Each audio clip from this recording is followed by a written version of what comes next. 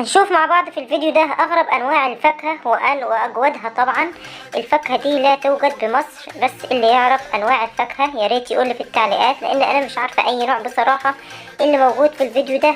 في أنواع كتير جدا جدا، بس أنا معرفش أنواعها إيه ولا أسمائها إيه. ياريت اللي يعرف النوع ده يقولي إيه. ده طبعا نوع فاكهة موجود برضو في الصين، بس أنا مش عارفة نوعه. طبعا ده منه برضو نفس النوع بس مجففة. دي شبه فاكهة كده برضو شبه الكاكا. الفاكهة دي عاملة زي الكاكا كده. طبعا مجففينها ومخليينها بالشكل ده. بيتجفف طبعا في اكياس بلاستيك اللي شفتوها. اللي يعرف نوع الفاكهة ده يقولي عليه. شوفوا بقى الجمال، حلوة جدا جدا. ده نوع تاني برضو من الفاكهة، نوع غريب جدا جدا. بيبقى موجود على الشجرة بالشكل ده، في الورق دوت ملفوف كده زي ما هو على الشجرة كده. هتفتحه قدامنا ونشوف الفاكهة من جوه. شكلها تحفة ما شاء الله. اللي يعرف النوع ده برضو ياريت يقول عليه.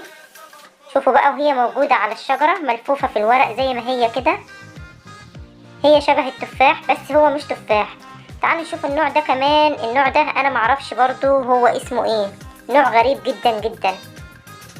ودي الشجرة بتاعته زي ما انتم شايفين كده. بسم الله ما شاء الله. الفاكهة شكلها حلو جدا جدا. هتفتحها برضو ونشوفها كده من جوه. تعالوا بقى نشوف الست اللي بتساعد جوزها دي ليه بس كده، ليه كده بتساعدك؟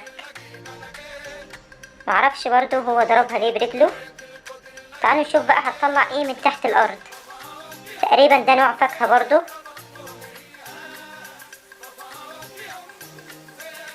لا تقريبا ده بطاطا. طب والنوع ده ايه بقى؟ اللي يعرف النوع ده يقولي. معرفش ده بطاطس برضو ولا بطاطا ولا نوعها ايه برضو عندهم. طبعا الانواع دي كلها مش موجودة بمصر. شوفوا هي متقشرة ما شاء الله. الفاكهة شكلها تحفة، بس انا معرفش ده فاكهة ولا ايه بصراحة النوع ده. ايه ده ايه ده؟ تقريبا دي بطاطس ولا ايه؟